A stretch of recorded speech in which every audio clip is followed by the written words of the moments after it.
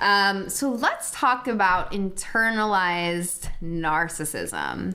And this one is a topic that, by the way, isn't supposed to be a self-blaming topic. So I really hesitate to bring it up, but I think it's just something important that we all be aware of, that basically because we had a narcissistic or externally focused parent, that oftentimes some of our value systems may be reinforced by them. And I think like one of the things that comes to mind for me at least is like body image and appearance. A lot of times I think that I personally struggle to emulate my mom's idea of weight and body image, and she was always very thin. Probably because her mother was more heavy set, and so she never wanted to be like her. And I think also when she grew up, like in the 60s, you know, a lot of a woman's worth at that time was if she got married. So that influenced, that was one of the value systems in that time period of if you are thin, maybe you're more likely to become partnered. And we know that's not true, but we know that's a value system that was very common, that both consciously and subconsciously was passed down to me. A lot of the things she enrolled me in were, I think I mentioned this in some other episodes, in ballet and dance. And looking back now, it's like I'm not the typical person that has like a dancer's body. I'm short. I am not that flexible. I enjoyed the expression of dance. I like expressing my emotions. I always have. So from that perspective, like I really did enjoy dance, but I think that it really opened up to another area, the dance teachers, the dance world, to criticize and reinforce some of the negative images or negative statements about my body that was already happening. Like, for example, I was never really overweight, but I always really loved to eat, probably because it was a coping skill and a soothing mechanism to kind of deal with some of the tension and loneliness that I think existed for me in certain points in my childhood. But I think that just to give you an example, I can remember that my mom, there was like a homecoming dance and I tried on a dress and she looked at me, smiled, and then kind of proceeded to say that I could really stand to lose, 5-10 pounds. And at the time I was so used to it from her that I didn't think much of it. But in looking back now, I just can't really imagine telling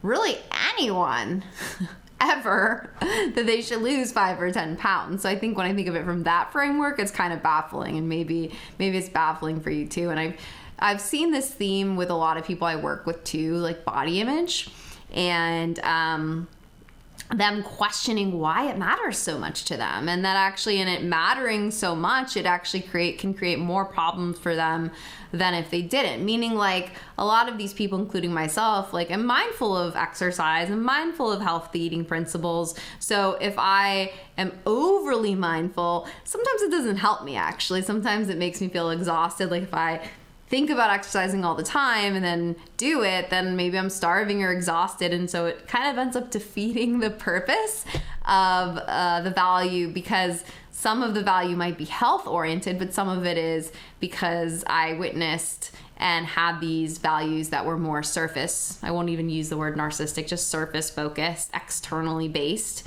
instilled on me. And I think it's like something that I really am still parsing out for myself, is just what do I believe? What value system do I hold true?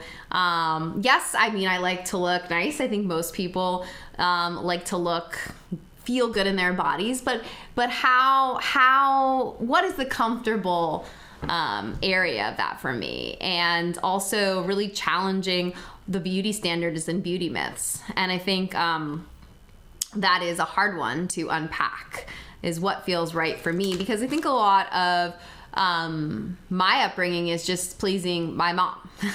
And I think this is something that you probably can relate to too, whether it's pleasing your mother, your father, your uncle, your aunt, your boyfriend, your girlfriend, your husband, your wife. Someone's metric might have been more important than your own. And I think a lot of what I work on with people is, how do we make our own metric the most important thing? Like, for example, this day I took off to film this and do these podcast episodes, some other people might think this is silly. Some people might think this isn't a good use of my time. Some people might think this is me betraying my parents or bad-mouthing my family. And while those opinions might be out there, I think it was really important for me to follow through and do this, because it's an example of me taking contrary action and not letting other people's perceptions of what is valuable and worthy influence what I do with my life.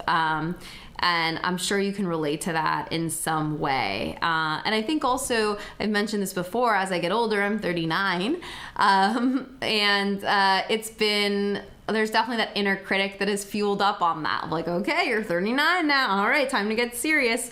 Like, I haven't been serious before. But in whatever way that means, it can really latch onto, I think, this sense of perfectionism. Now you're this age, that means really everything in your life should be, maybe perfect isn't the word I use internally, but my standards, what I think I should be doing, reinforce like some sort of perfection, and it doesn't make life very fun. And I think that maybe some of you listening can relate to this. As we get older, I think part of the point is to enjoy ourselves more. And sometimes I see things that, I know your 40s are the best years, and that's so wonderful, and I want to be someone that really believes that. But I have to admit, sometimes my perfectionism, and I think one layer below that is my internalized narcissistic values that I got from the kind of family dynamics I was in, really struggle to make that happen, struggle to make, as I get older, things always feel more enjoyable. And I know that there's cultural components to this too. Like, my mom's Hispanic, I've mentioned that before, and I love Latin culture. I think it's great. It's family values oriented. I live in Los Angeles, and a lot of people that I talk with who are Hispanic or Latinx really have great, amazing family systems. But I know that for me, the way my mom was raised, and when I have gone to where she's from, Costa Rica, there is a lot of emphasis that I've observed, at least, on how people look physically, what people's weights are. I know that I can distinctly remember going there one year and talking to a relative that actually is since deceased, that was struggling with an eating disorder. And it was really, as I'm talking about it, I'm getting a little emotional, because I really felt the pain of their worth and value being so connected to their weight. And then in that country, maybe not at that time, at least, having as many resources. This was a long time ago, but to treat that, right? Because I have received treatment and dealt with body image and eating disorder related issues. And I'm really grateful for those resources that I've had access to. So I think there can be cultural components that is important for us to just be aware of, that are in the mix, that have influenced our parents. And again, I'm not blaming my mom for everything, but I am noting that it's my responsibility to be aware about how those cultural influences affect me.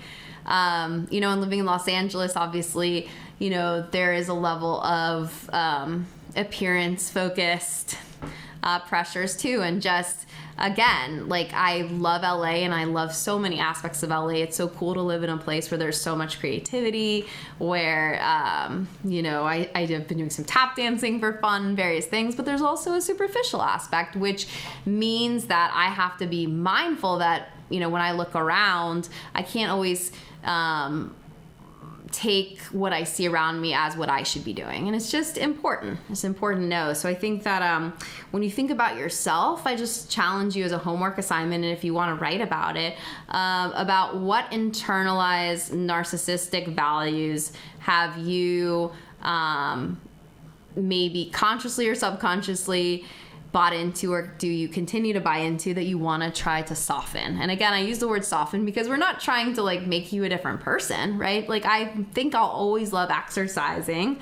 I think that's a good thing. But what I think that I'm working on softening is some sort of perception that I should be doing that 5 days a week, every week, with no break. And I don't do that, by the way, but I think my expectation is that, and that actually demotivates me, to be completely honest. And I think it does for a lot of people.